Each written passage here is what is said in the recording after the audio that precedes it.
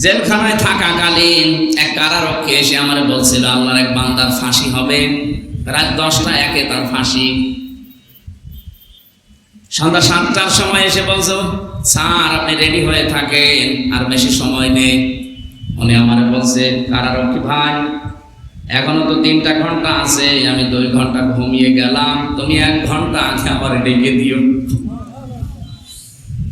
কারারক্ষী আমাদেরও পাহারা দিচ্ছিল, ওই সময় ডাক দিয়ে বলছে হুজুর দেখলাম ঠিক লোকটা ঘুমিয়ে গেল, 2 ঘন্টা পরে আমি ডাকলাম, উনি ঘুম থেকে ভালোভাবে উঠলেন, গোসল করলেন, ওযু করলেন, আমারে বলছে চা খাবেন আপনি। নিজে চা বানালেন ভেতর থেকে, আমারে দিলেন 1 কাপ, নিজে আর 1 কাপ খেলেন। 2 রাকাত নামাজ আদায় করে ডাক দিয়ে বলছে ভাই এবার চলেন, আমি রেডি হয়ে গেছি। মনে বলছে হুজুর আমিও তো মানুষ, আমার তো মনে হচ্ছিল ওই সময় যে মাত্র আর 1 ঘন্টা যার বাকি আছে ফাঁসির, এই লোকটার ঘুম আসে কি করে? আমার তো নাম শুনলে ঘুম উড়ে যায়, আর আমি ঘুমাচ্ছে। অথচ লোকটা আমার মতো ফকিন্নি না,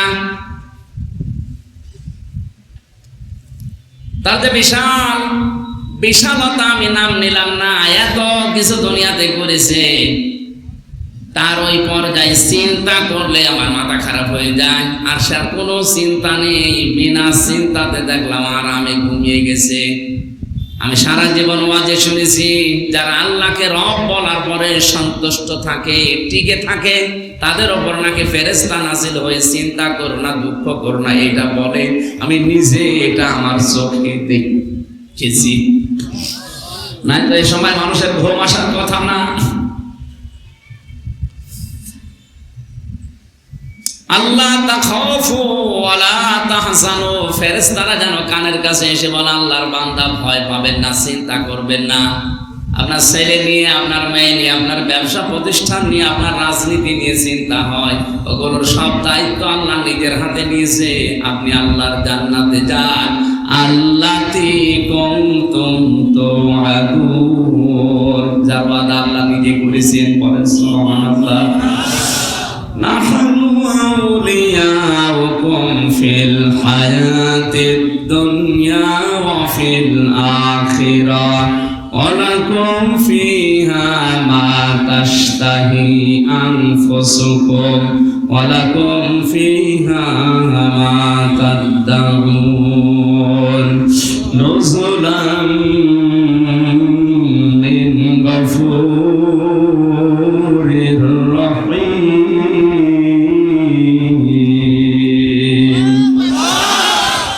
আমার ভাইরা,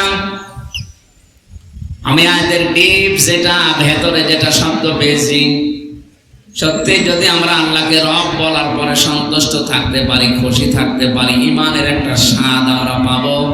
শুধু পাবো এতটুকুই না, ফেরেশতারা বলবে আমরা তোমাদের সাথে আছি। আমরা এইটা এখন দেখতে চাই। ফিলিস্তিনের মুসলমানদের জন্য এটা এখন সবচেয়ে জরুরি। 57টা মুসলমান রাষ্ট্র দুনিয়াতে, আমার তো মনে হচ্ছে যতটুকু এরা যদি শুধু প্রসাব করে দেয়, ইসরায়েল ভেসে যাওয়ার কথা। অথচ তাদের মনে সান্ত্বনা এইটাই, ফিলিস্তিনের মুসলমানেরা আনাহানু আউলিয়াউকুম ফিল হায়াতিদ দুনিয়া ওয়া ফিল আখিরাহ। আয়াত পড়ার পরে মনে হয় ফেরেশতারা ওদেরকে যেন বলছে চিন্তা করবেন না, আমরা সাথে আছি। শুধু এতটুকুই না, জান্নাতে যাওয়া পর্যন্ত তোমাদের সাথে বন্ধু হয়ে থাকবো। এমন জান্নাতে পৌঁছিয়ে দেব যেখানে যাওয়ার পরে চাওয়ার আগে জিনিস পাওয়া যাবে। এটা আল্লাহর পক্ষ থেকে, দয়াময় মহান মেহেরবানের পক্ষ থেকে এটা মেহমানদারি। আমার ভাইরা, আমরা ঈদের দিন যেভাবে সকালবেলা আনন্দ করলাম, সেমাই খেলাম, মিষ্টি খেয়েছি, অথচ ঈদের দিন ওই সময় ফিলিস্তিনের ছোট ছোট বাচ্চারা পাথর খাচ্ছে, বোমা খাচ্ছে। ওদেরকে যদি আল্লাহর ফেরেশতা মণ্ডলী এসে কিছু নাই বলবে, কোন সান্ত্বনায় নাই দেবে, ওরা টিকে থাকলো দুনিয়ায় কি করে? অবশ্যই ওরা ইমানের স্বাদ পেয়েছে। আল্লাহকে রব বলার পরে যারা খুশি হয়ে, যারা টিকে আছে দুনিয়ায়, যারা ইসলামকে জীবন ব্যবস্থা হিসাবে পেয়ে খুশি আছে, ওস্তাদ বলছিলেন না, ইন্নাদ-দীনা ইনদাল্লাহিল ইসলাম, পৃথিবীতে একটাই মাত্র জীবন ব্যবস্থা যার নাম ইসলাম। এটা থেকে সরানোর জন্য অনেকে সূক্ষ্ম ষড়যন্ত্র চালিয়ে যাচ্ছে এই দেশেও। পরিষ্কার ভাষায় বলছি, আল্লাহর ঘোষণা, আপনি পৃথিবীর কোন ধর্ম দিয়ে, কোন নিয়ম নীতি দিয়ে আল্লাহ পর্যন্ত যেতে পারবেন না। তাহলে আল্লাহ দ্বীনের আগে আলিফ লাম দিতেন না। এটা নির্দিষ্ট করে দিয়েছেন, একটাই মাত্র ধর্ম, একটাই জীবন ব্যবস্থা, যেটা দিয়ে আল্লাহ পর্যন্ত পৌঁছানো যায়, আল্লাহকে রাজি করা যায়। অমাইয়াবতাগি গায়রাল ইসলামি দীনান ফালাই ইউকবালা মিন, ইলা আখিরি আয়াত। তোমাদের ভেতরে ইসলাম বাদ দিয়ে যদি অন্য কোন নিয়ম নীতি ধর্ম দিয়ে আল্লাহ পর্যন্ত যেতে চাও, তোমাদের জীবনের কোনো কিছু আল্লাহ কবুল করবেন না, করছেও না, করবেনও না। বলেন নাউজুবিল্লাহ। সুতরাং এই বিষয়ে আমরা যারা ৯৬% মুসলমানের দেশে আছি, আমাদের একটু সতর্ক হওয়া লাগবে। আমাদেরকে যেন ইসলাম ইসলাম ইসলাম থেকে দূরে সরিয়ে অন্য কোনো জায়গায় নিয়ে যেতে না পারে। আমার কথার অর্থ বলছেন আপনি? ৩ নম্বরে মুহাম্মদুর রাসূলুল্লাহকে যারা একমাত্র আদর্শ নবী আর রাসূল হিসাবে পেয়ে খুশি হয়েছে। নবী কি? নাবাউন শব্দের শাব্দিক অর্থ হচ্ছে সংবাদ বাহক। উনি যে সংবাদ আল্লাহর কাছ থেকে আমাদের কাছে নিয়ে এসে দিয়েছেন, এই কথাগুলোর উপরে বিশ্বাস করার পরে প্র্যাকটিক্যাল লাইফে আপনি সেট করবেন। রাসূল মুহাম্মদ রাসূলুল্লাহ সাল্লাল্লাহু আলাইহি ওয়াসাল্লামকে যারা এ দুনিয়াতে রাসূল হিসাবে পেয়ে খুশি হয়ে গেছে, সত্যি সত্যি আল্লাহ তাদেরকে ঈমানের একটা আলাদা স্বাদ গ্রহণ করাবেন। এই ৩টা বিষয় পেয়ে আল্লাহ যেন আমাদেরকে ঈমানের আলাদা একটা স্বাদ দান করেন। বলেন আমিন। সূরা মারিজের ১০ থেকে ১৮ এতগুলো আয়াত আমরা কোরআনে কারীম থেকে পড়লাম। কোন তাফসীর মাহফিল আমি এত আয়াত পড়ি না। আজকের আলোচনার বিষয় হচ্ছে মুক্তিপণ। কি বললাম? বলেন না কেন? শব্দটা শুনতে যতটুকু মনে হচ্ছে, এই শব্দটা কিন্তু বিশাল। আমি জেলখানায় বসে বসে মাওলানা মামুনুল হক, মাওলানা শাখাওয়াত হোসেন রাজি আর আমি ৩ জন এক জায়গায় ছিলাম। ওনারা এই আয়াতটা বের করে বললাম, হুজুর দেখেন তো এর ভেতরে কিছু করা যায় কিনা। এখান থেকে যে বিষয়গুলো ওনারা কয়েকটা তাফসীর থেকে বের করে করে আমাকে শুনিয়েছিলেন, আমি কিছু কিছু জিনিসের সাথে মিলিয়ে দেখলাম যে মুক্তিপণ শব্দটা শুনতে যত সহজ মনে হচ্ছে, বিষয়টা অত সহজ না। কিয়ামতের ওই কঠিন ময়দানে মহান আল্লাহ তিনি বলেন, আমার কাছে অনেকে মুক্তিপণ দিতে চাইবে। কি দিতে চাইবে? ওয়ালা ইয়াসালু হামিমুন হামিমান ইউবাসসারুনাহুম। আল্লাহ পাক বলেন, ওই কিয়ামতের কঠিন ময়দানে যেদিন যুবক মানুষ বৃদ্ধ হয়ে যাবে, মেয়েদের লজ্জা স্থান বাদ দিয়ে পেট ফেটে বাচ্চা বের হয়ে যাবে, দুধের বাচ্চার কথা পর্যন্ত মানুষ ভুলে যাবে, মাটি পড়ে তামা হয়ে যাবে, মাথার মগজগুলো টকবক করে পড়তে থাকবে নাক কান দিয়ে। এই কঠিন মুহূর্তে মানুষ মুক্তিপণ দেওয়ার জন্য আমার কাছে আসবে। কোন শহীদ, কোন বন্ধু বন্ধুর পরিচয় দেবে না। এমনকি তাদেরকে যদি সম্মুখে নিয়ে আসা হয়, সামনাসামনি করা হয়, ভুলে যাবে, বলবে কে বন্ধু, আমি চিনি না তোরে। ইয়াওয়াদুল মুজরিমু লাউ ইয়াফতাদি মিন আযাবি ইয়াউমিদিন বিবানি। আল্লাহ পাক বলেন, ওই কঠিন মুহূর্তে মানুষ আমাকে মুক্তিপণ দিতে চাইবে, তার সন্তানাদি কি দেবে? আমার ছোট মেয়েটা জান্নাতুল মাওয়ার পরে যেটা ফারিহা জান্নাত, এর আমি 1 বছর রেখে গিয়েছিলাম জেলখানায় যাওয়ার আগে। এখন ওর বয়স 4 বছর। ওর প্রতি আমার যে দুর্বলতা, যে ভালোবাসায় 3 বছরে জন্মিয়েছে, আমি না দেখার পরেও, যদিও আমার এখনো ভালো ছিল না, জেল থেকে বের হয়ে বাড়ি গিয়ে যেদিন গেলাম, আমার বছর বছর আমাদের বাড়ি চলেন। হুজুর আমাদের বাড়ি চলেন মানে ও যে আমার মেয়ে, আমি যার বাবা, আমার চেনেই না, মনে করে বিভিন্ন হুজুর আসে, আজকে মনে হয় হুজুরই এসেছে।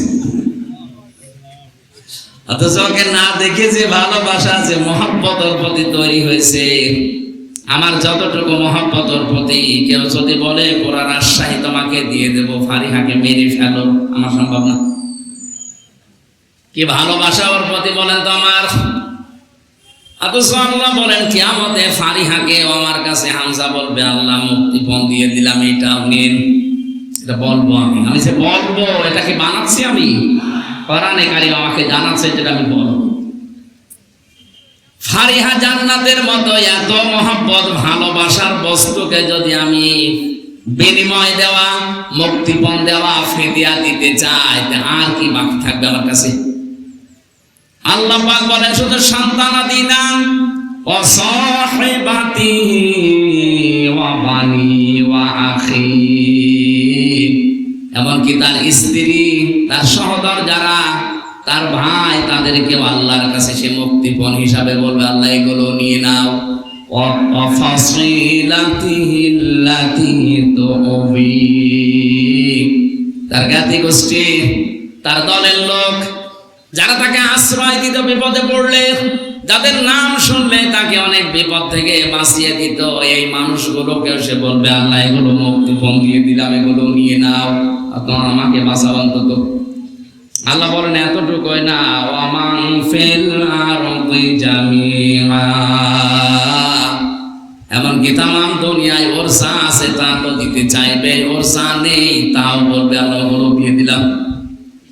সম্মায়ুজি, এর বিনিময়ে তুমি আমাকে নাজাত দাও, আমাকে বাঁচাও। আল্লাহ পাক এবার কঠিন জবাব দিয়েছেন, কাল্লা, না, কখনোই না, ইন্নাহা লাযা, অবশ্যই এই মানুষগুলোকে আমি আল্লাহ লাজায় প্রবেশ করাবো। কোন জায়গায় বলেন বলেন? এখানে একটা কমন প্রশ্ন আমরা অনেকবার করেছি, আমরা অনেকেই জানি যে জাহান্নাম 7টা, জান্নাত 8টা। না, সূরা হিজরের 44 নম্বর আয়াতে আল্লাহ জানিয়েছেন, লাহা সাবআতু আবওয়াব, এই জাহান্নামের দরজা 7টা। কয়টা? তাহলে জাহান্নাম একটা দরজা 7টা, জান্নাত একটা দরজা 8টা। আমি কোরআনে 100টার উপরে দরজার স্তর পেয়েছি। মনে মনে ওইগুলো আমাদের আলোচনার বিষয় না, বা ওগুলো আমরা আলোচনা করি না, তাই জানি না। জান্নাতের দরজা কিন্তু শুধু 8টা না, 100টার উপরে আছে। জাহান্নামের 7টা আমাদের কাছে পরিচিত বেশি, তার ভেতরে গুরুত্বপূর্ণ এই লাজা। একটা জাহান্নাম তার স্তর বা দরজা হচ্ছে 7টা মনে করেন।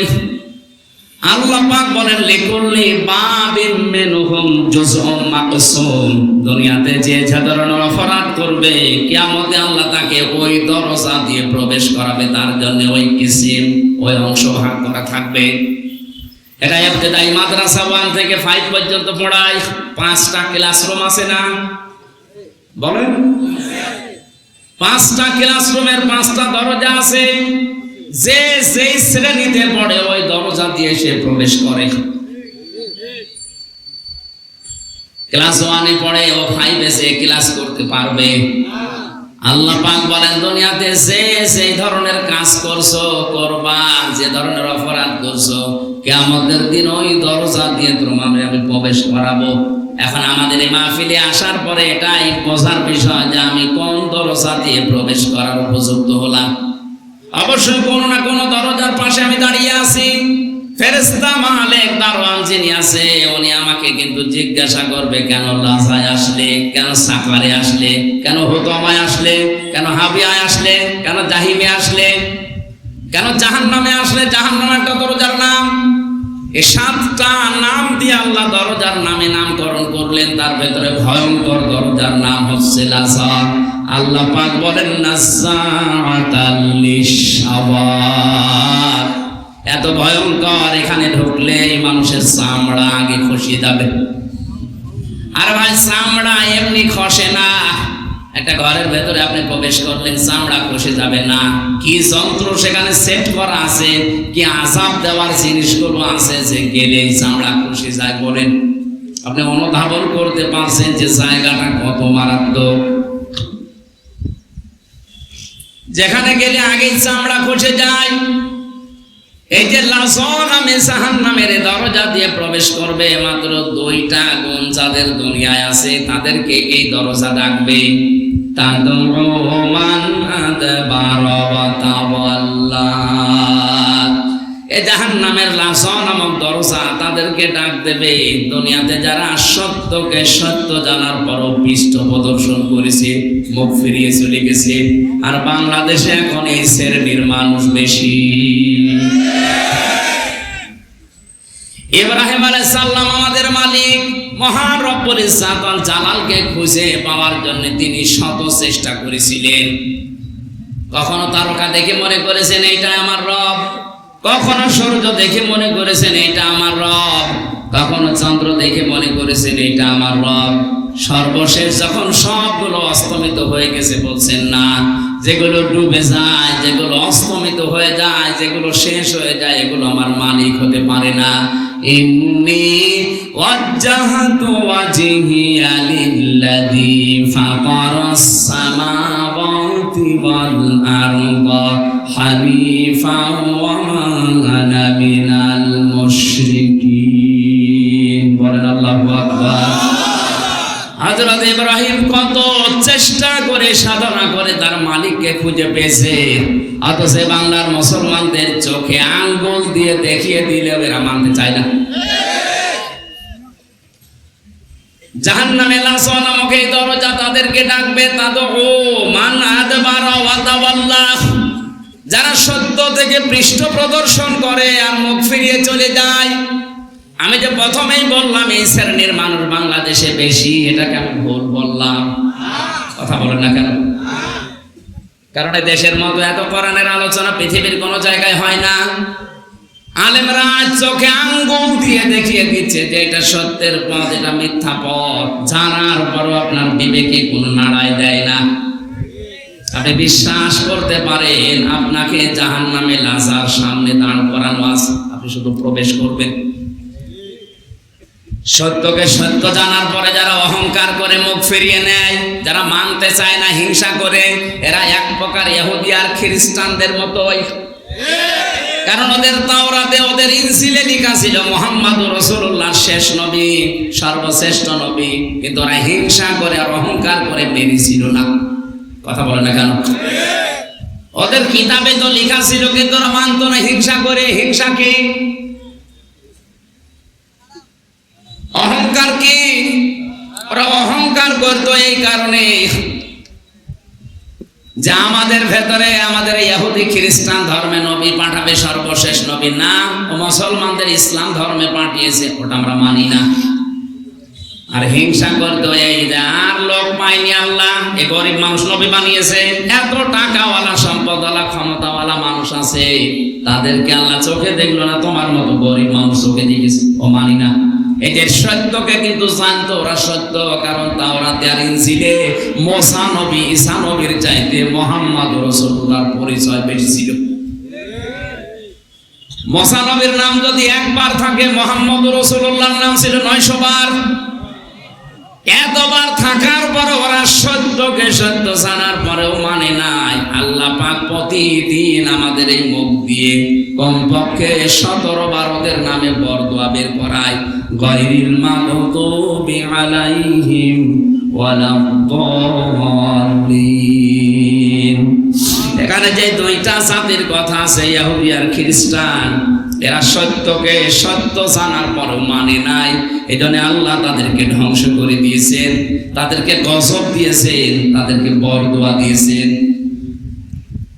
আমরা যদি আর সত্যকে সত্য জানার পরে হিংসা করে, অহংকার করে, আর যে কোনো কায়দায় না মানি, আমাদের বরদোয়া আমাদের বিরুদ্ধে যাবে। প্রতিদিন অন্তত আপনি অন্য নামাজ না পড়লেও ফরজ নামাজ তো পড়েন। ফরজ নামাজ 17 রাকাতে অন্তত এই কথা বলাই লাগে, গায়রিল মাগদুবি আলাইহিম ওয়ালাদ-দাল্লিন। বলেন তো আপনার নিজের বরদোয়া আপনি নিজে পড়বেন? এই জন্য সত্যকে সত্য জানেন। আপনি জানেন আমির হামজা সে কুষ্টিয়া থেকে এসেছে, ওর বাবার কথা বলবে না, ওর দাদার কথা বলবে না, ও দলের কথা বলবে না, যা বলবে কোরআন থেকে বলবে, ওটা আপনি বিশ্বাসও করেন, জানেনও। এইটার জন্য অহংকার করে হিংসা করে মানেন না, না এটা আমার বাবার মুরিদ না, ও মানি না, এটা আমার দলের লোক না, মানি না। আমরা মনে হয় বেশি বলে ফেললাম। বাংলাদেশে এই চরিত্রের মানুষ আছে না নেই? বিশ্বাস করতে পারেন এগুলো এক প্রকার ইহুদি আর খ্রিস্টানদের মতোই। এদেরকে লাজা নামক দরজা ডাকতেছে, আসো। ও জামা ফাআওয়া, 2 নম্বরে যারা মাল সম্পদ জমা করে আর সংরক্ষিত করে রাখে, যেগুলো আমার কাছে স্থায়ীভাবে থাকবে। এই যে মাল, মাল মানে অনেকেই মনে করে যে মরে গেছে আবুল মাল, ওইটা মনে হয়।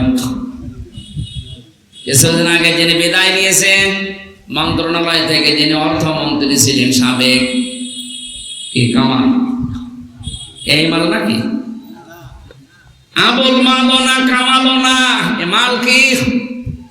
ফিজিলালিল কোরআনে মুফাসসির লিখেছেন, মাল শব্দের ব্যাখ্যায় তিনি 5টা বিষয় তুলে ধরেছেন। যারা এই 5টা বিষয় জমা করে আর বারবার সংরক্ষিত করে রাখার চেষ্টা করে আর মনে করে আমার কাছে থাকবে, ইয়াহসাবু আন্না মালাহু আখলাদা, যারা ধারণা করে এগুলো আমার কাছে স্থায়ীভাবে থাকবে, এগুলো আর হাত ছাড়া হবে না, এই মানুষগুলোকে মহান আল্লাহ হুতমা নামক দরজা দিয়ে প্রবেশ করাবে। বলেন নাউজুবিল্লাহ।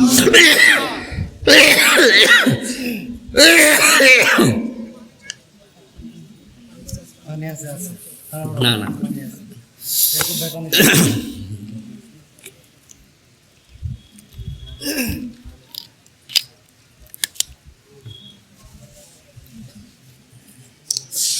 তাফসীরুল কোরআন মাহফিল লিখে দিয়েছেন, ওই জন্য তাফসীর আকারে কথা বলছি, নাকি আমি সাপের কাহিনী শুরু করব?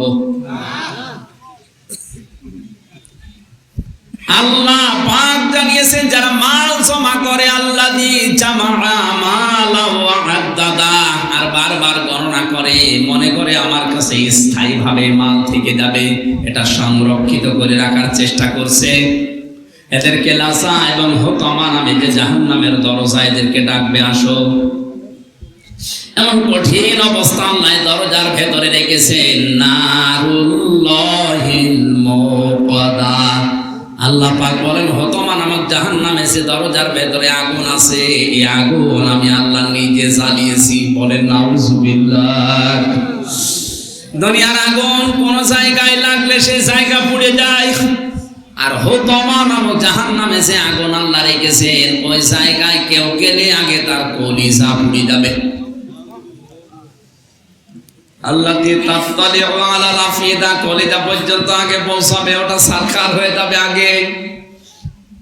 এমন কঠিন মারাত্মক জায়গা মহান রব্বুল ইজ্জত ওয়াল জালাল আমাদের জন্য রেখে দিয়েছেন, হুতমা, লাযা।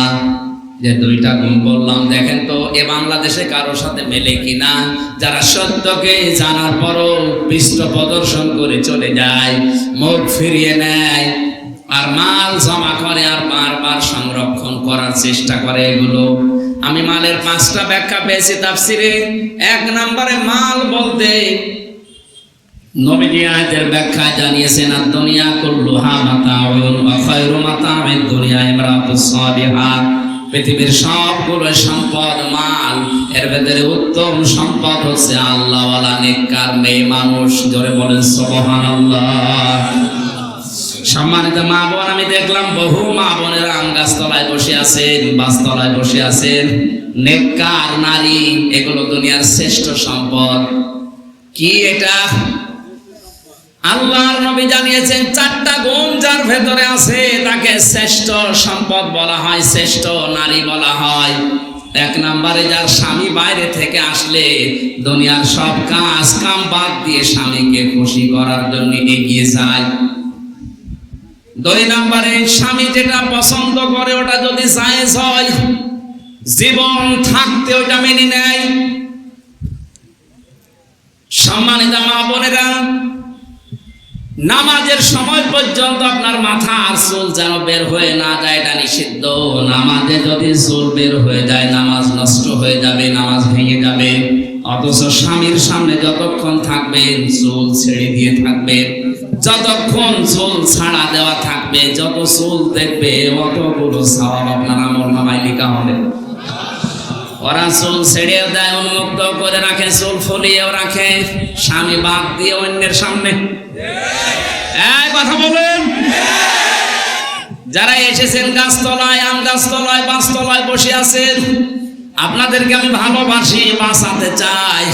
আপনি যদি সত্যি শ্রেষ্ঠ সম্পদ হতে চান, স্বামী যখন বাইরে থেকে আসবে, দুনিয়ার যত গুরুত্বপূর্ণ কাজ থাক সব আপনার জন্য হারাম। এখন কোনো কাজ জায়েজ নেই। স্বামী যাতে খুশি হয় আপনি সেই কাজ করবেন। ও যদি আপনাকে হাতা কাটা ব্লাউজ দেখে মনে করে না এটা আমার ভালোই লাগে, ওইভাবে তার সামনে থাকবেন, কোনো অসুবিধা নেই। তাহলে ওইটা পরে আবার বাইরে যাওয়া যাবে না।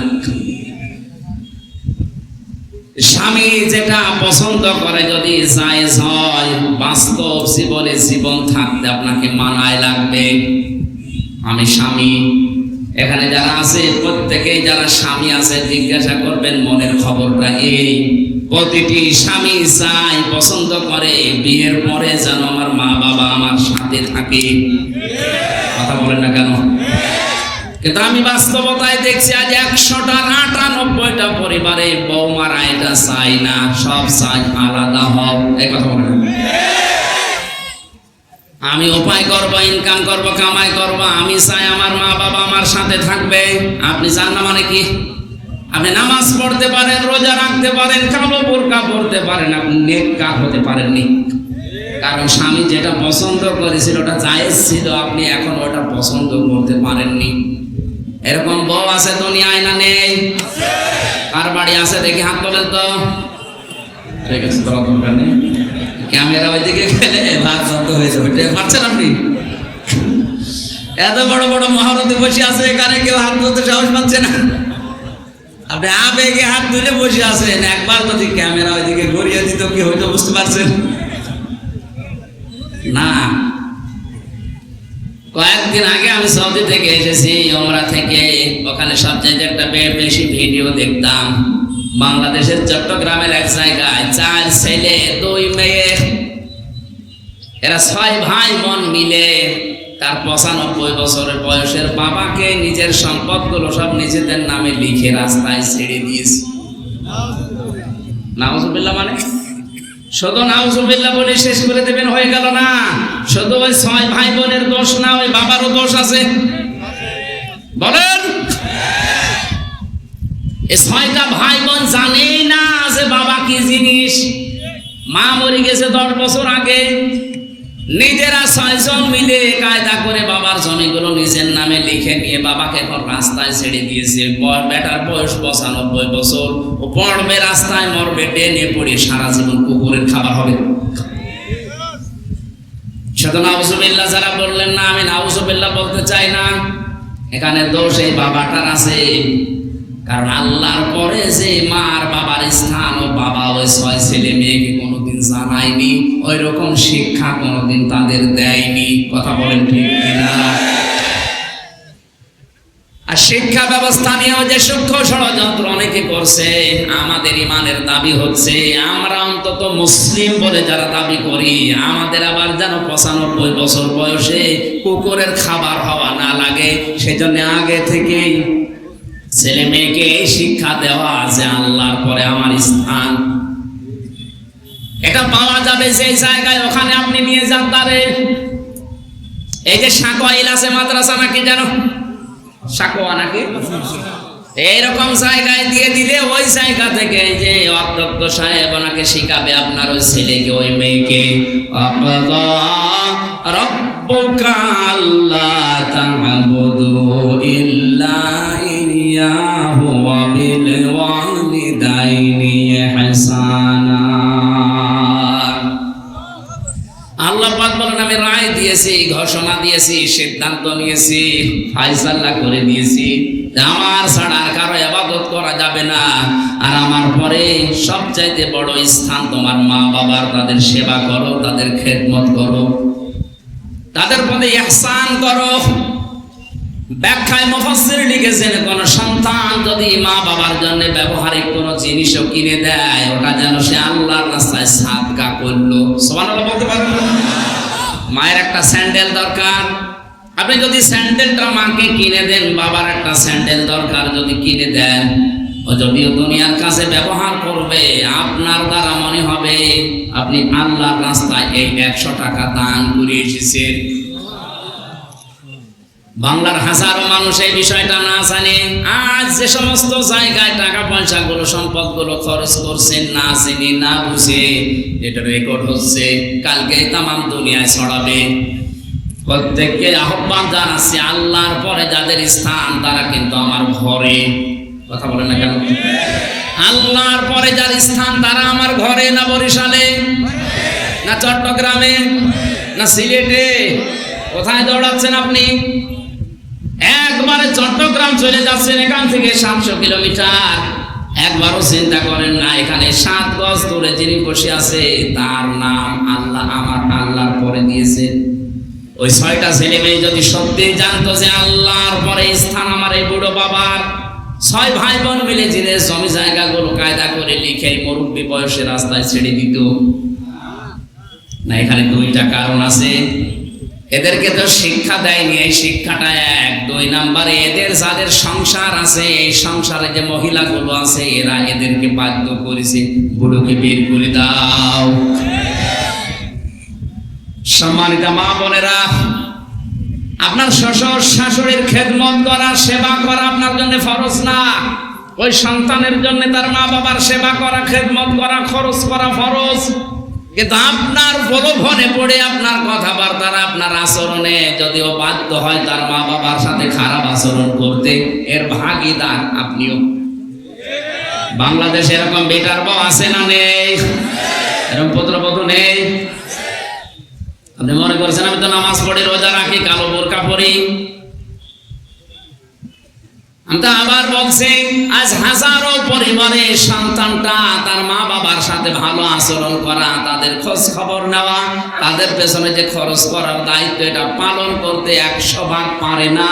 এর পেছনে দায়ী ওই বৌমা। কথাটা যদি সত্য হয়ে গেল, এইটাই বাস্তব। আল্লাহ মেয়েদেরকে যেন এই সংকীর্ণ মনা মন থেকে বেরিয়ে আসার তৌফিক দেন, বলেন আমিন। আমি নিজে একজনের জামাই, আল্লাহর কসমে কোরআন আমার সামনে আমি হাতে নিয়ে বলছি, আমি আমার শ্বশুর শাশুড়িকে যে নজরে দেখি, যেভাবে মহব্বত ভালোবাসা দেয়, সত্যি করে বলছি প্রত্যেকটা পুত্রবধূ যদি তার শ্বশুর আর শাশুড়িকে এই নজরে দেখতো, কোনো ছেলে তার মা বাবাকে আলাদা করে দিত না। আমি তো মেলে না, আমি পাই না। কোন কারণে তাদের আলাদা করে দেওয়া লাগবে আমি তো বুঝি না। আপনি কি মনে করেন যে আলাদা করে দিলে আমি বেশি খেতে পারবো, আনন্দে থাকতে পারবো? নবীজি তিরমিজি শরীফের হাদিসে জানিয়েছেন, কোন স্ত্রী যদি চায় যে তার স্বামীর হায়াত বেড়ে যাক, তার স্বামীর সম্পদ বেড়ে যাক, তার সম্মান বেড়ে যাক, সে যেন স্ত্রী হিসাবে স্বামীকে বারবার পরামর্শ দেয়, স্বামী তুমি আর যাই করো অন্তত নিকট আত্মীয় স্বজনের খোঁজ রাখো।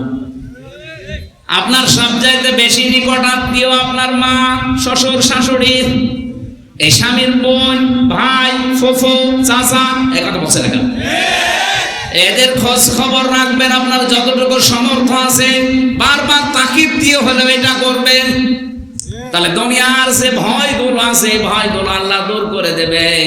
মুহাম্মদুর রাসূলুল্লাহ যেদিন নবুয়ত পাওয়ার পরে এসে ভয় পেয়েছিলেন, বলছিলেন সামমিলুনি, আমারে ঢেকে দাও। খাদিজাতুল কুবরা যেদিন 5টা কথা বলেছিলেন, স্বামী আল্লাহি কাল্লা, কখনো না, আল্লাহর কসম, লা ইউখসিকা আল্লাহু আবাদান, আল্লাহ আপনাকে কখনো অপমান অপদস্থ ভয় দেখাতে পারেন না, কারণ আপনি তো নিকট আত্মীয় স্বজনের খোঁজ খবর রাখেন। তার মানে যেই স্বামী তার নিকট আত্মীয় রক্তের সম্পর্ক, এদের সম্পর্কগুলো ঠিক রাখে, আপনার আরো উৎসাহ দেওয়ার কারণে এদের খোঁজ খবর রাখে, খরচ করে, বুঝবেন আপনার স্বামীকে দুনিয়ার কোনো ভয় আল্লাহ দেখাবে না, কোনো জিন ভূতের ভয় তার লাগবে না। এগুলো যারা করে না তাদের এই ভয়গুলো আল্লাহ তৈরি করে দেয়। বিভিন্ন জায়গায় গেলে বলে হুজুর পানি পড়ে দেন, কি হয়েছে? হঠাৎ তাল গাছের ভেতরে দেখলাম কি যেন নড়ে উঠল। তাল গাছের ভেতরে কি নড়ে উঠে তাই তুমি ভয় পাও? ভয় তো এমনিতে পাও না। রক্তের সম্পর্ক যাদের সাথে আছে তাদের সাথে কোনো সম্পর্ক তোমার নেই। ধর্ম আত্মীয় পাঠিয়েছে, মাসে 3 বার করে তার কাছে টেলিফোন করে, অথচ নিজের আপন বোন আজ 10 বছর খবর নেয় না। এরকম ভাই নেই দেশে। উত্তম স্ত্রীর কথা বলছিলাম। পৃথিবীর শ্রেষ্ঠ সম্পদ যারা, স্বামী যেটা পছন্দ করে আপনি পছন্দ করবেন, ওটা যদি জায়েজ হয়। 3 নম্বরে আপনি স্বামীকে খুশি করার জন্য সাজগোজ করবেন। 4 নম্বরে স্বামীর সম্পদ এবং তার সন্তানদেরকে আপনি ইসলামের পথে চালানোর জন্য চেষ্টা চালাবেন, দেখে শুনে রাখবেন। এই 4টা গুণ যেই মহিলার ভেতরে আছে, আল্লাহর নবী জানিয়েছেন 8টা দরজা আল্লাহ খুলে রাখবে জান্নাতের। যে দরজা দিয়ে প্রবেশ করবে কেউ নিষেধ করবে না। বলেন আমিন। দুনিয়ার শ্রেষ্ঠ সম্পদের 1 নম্বরে মালের যে পরিচয় পেয়েছি, এটা নেককার নারী। 2 নম্বরে মালের পরিচয় আছে, মাল মানে ক্ষমতা, সিয়ার। মাল মানে এসিআরকে যারা পেয়েছেন আর মনে করছেন এটা সংরক্ষণ করে রাখবো, স্থায়ী করে রাখবো, এ আর কোনোদিন আমার কাছে হারাবে না। আপনি প্রস্তুত নেন, প্রস্তুতে নেন। আপনাকে লাসা নামক দরজা ডাকতেছে। যারা জমা করে, এগুলো মাল জমা করে আর সংরক্ষণ করে রাখার চেষ্টা করে, পৃথিবীর কোনো কিছুই আপনার কাছে স্থায়ী না। এখন চোখ বন্ধ হয়ে গেলে এশিয়ার পর্যন্ত আপনার বিরুদ্ধে দাঁড়াবে। কথা বলে ঠিক কিনা? সুতরাং এই ধান্দায় যারা আছেন, এই ভুল ধারণায় যারা আছেন, তারা থামেন। এটা রেকর্ড হয়ে আজ ওদের কানেও যাবে। যারা আজ ক্ষমতার চেয়ার এক জায়গায় পেয়ে মনে করছেন আর কোনোদিন হারাবে না, আপনি ভুল পথে আছেন। এটাকে সংরক্ষণ করার জন্য যারা উঠে পড়ে লেগেছেন, যেটা স্থায়ী করবই, এটা পারা যাবে না। আপনাকে লাসা নামক দরজা ডাকতেছে। এই দরজা থেকে ফিরে এসে জান্নাতুল ফেরদাউসের দরজার সামনে যান। মালের 3 নাম্বার ব্যাখ্যা, মাল মানে টাকা পয়সা। 4 নাম্বার ব্যাখ্যা, মাল মানে অস্ত্র শস্ত্র। আজ যারা অস্ত্র শস্ত্র জমা করছেন আর স্থায়ীভাবে রেখে দেওয়ার জন্য চিন্তা করছেন আগামীতে কাজে লাগাবো, আমি ভেতরে নামতে পারলাম না, এখানে দুঃখিত। 5 নাম্বারের প্রভাব, প্রতিপত্তি। এগুলো যারা সংরক্ষণ করছেন, জমা করছেন আর মনে মনে স্থায়ী করে নিচ্ছেন, সেগুলো আমি রেখে দেবো সারা জীবন, আপনি পারবেন না। লাসা ডাকতেছে, লাসা আপনাকে ডাকতেছে। এখানে যেন যাওয়া না লাগে, ওখান থেকে ফিরে জান্নাতের যে 100টা দরজা আছে, যে কোনো দরজার সামনে যান। আল্লাহ আমাদেরকে দরজার সামনে থেকে ফিরিয়ে জান্নাতুল ফেরদাউস, জান্নাতুল মাওয়া, যে সমস্ত দরজার নামগুলো আছে 100টা, যে কোনো এক দরজার সামনে যেন আমরা একটু হাজির হতে পারি। বলেন আমিন। আমি এই দাম্পত্য জীবনের যে কলহ চলছে এখন সারা বিশ্বে, বিশেষ করে বাংলাদেশ, ভারত, পাকিস্তানে যা ডিভোর্স আরম্ভ হয়েছে, জেলখানার ভেতরে 3টা বছরে এইটা আমি সবচাইতে বেশি মামলা দেখেছি। হয় বউকে মেরে ফেলেছে, না আত্মারা করে ফেলেছে, না যৌতুকের জন্য তাড়িয়ে দিয়েছে। মানে পারিবারিক জীবনের এই যে কলহ এবং এর সমাধানটা কি, ওখানে 19টা পয়েন্ট দেওয়া আছে। ওখানে আমি তো জেলখানায় বসে বসে 3 বছর তো কাজ ছিল না, ফাঁসির কন্ডেম সেলের ভেতরে ছিলাম, বসে বসে টুকে রেখেছিলাম কারারক্ষীদের কাছে কলম নিয়ে নিয়ে। পরবর্তীতে বাইরে এসে ওগুলো বই আকারে আমি ছাপিয়েছি। আমার গাড়ি কোথায় আছে আমি জানি না, ওই কর্নারে আছে। মেয়েদেরকে আপনি কিনে উপহার দেবেন, বলবে যে এটা বড় দাম্পত্য জীবনে পরকীয়া প্রেম যাদের আছে, আমি বিশ্বাস করি তারা পুরাটা শেষ করবে, থামবে। কারণ এই পরকীয়া প্রেমের কারণে হাজারো পরিবারে যারো সন্তান তৈরি হচ্ছে। আপনি এদিকে জানেনই না যে ছেলে কার, অথচ ছেলে হয়েছে অন্যজনের মতো। কি গো, এই ছেলে তো আমার মতো না, হবে কি করে? অত লাইন করেছে অন্য জায়গায়, আপনার সাথে চেহারা মিলবে? আপনি থাকেন হয়তো 10 দিন আর ও থেকেছে 30 দিন। বলেন সুবহানাল্লাহ। এই জন্য আমার যেন ওই রকম পরিবেশ না হয়ে যায়। বইটা কিনে স্ত্রীকে, মেয়েকে, মাকে, বোনকে পড়াবেন। ওই সামনে গাড়ি আছে, আর পুরুষদের জন্য একটা আছে, জানি না ওখানে পাওয়া যাচ্ছে, নিয়ে যাবেন নামাজের মোনাজাতের পরে। এগুলো গান গাই ভাই, সম্মানিত ভাইরা, এই আয়াতটায় 7টা পয়েন্ট ছিল। আমরা সামনে আর 10 মিনিট আছে নামাজের। বইটা নিয়ে আজকের মতো বাড়ি যান। রাতের বেলা রাত 9টায় একটা মাহফিল আছে ভবানীগঞ্জ বাজারে, মাঝগ্রাম, ভবানীগঞ্জ মাঝগ্রাম। রাত 9টা 9:30 ওখানে উঠবো ইনশাল্লাহ। আমরা আগামীকাল আছে কোনে নরদাস আছে কালকে দিনের বেলায় আসরের পর থেকে মাগরিব পর্যন্ত আমরা কথা বলবো। আল্লাহুম্মা